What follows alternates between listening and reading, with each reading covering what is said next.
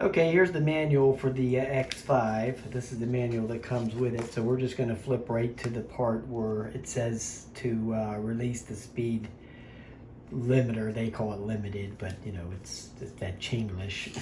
Okay, so right here where it says hold the throttle or twist the throttle and hold the brake at the same time and then turn on the bike.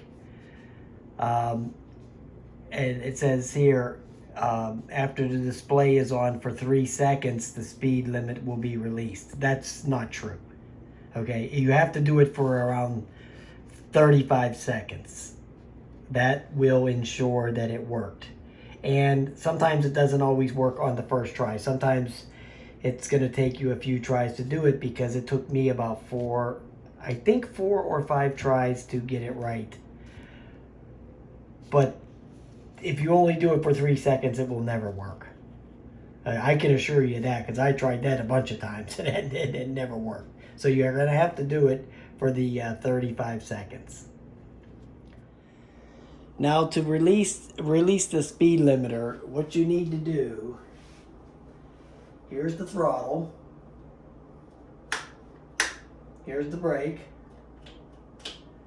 So you need to twist the throttle and hold the brake in at the same time. Now don't ask me how it knows with the power off that you did that at the same time. But that's what it says to do in the manual, so I suggest just do it.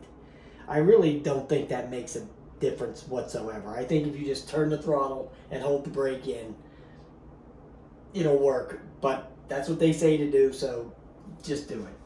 So you turn the throttle and hold the brake in at the same time. Like that. So once that's done, you reach down and you turn on the key. Now, I'm not going to do it because that'll reverse what I did to turn the speed up. So I don't want to reverse it back to the slow speed. So, but what you would do is hold that like that. Come over here, turn on the key. The display will come up. And you just hold that in for 35 seconds. Now, it does not give you any indication that it worked.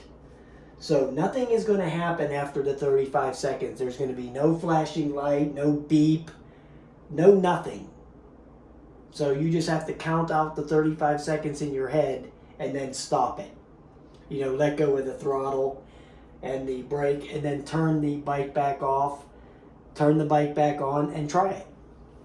And then if you get the 18 miles an hour, you're all set. If you don't, you just have to do it again. Just repeat the same process over again until you get it. Like I told you a couple minutes ago, it took me, I think 4 or 5 times to get it. But then once I got it, it was great. This bike rides great with them shocks.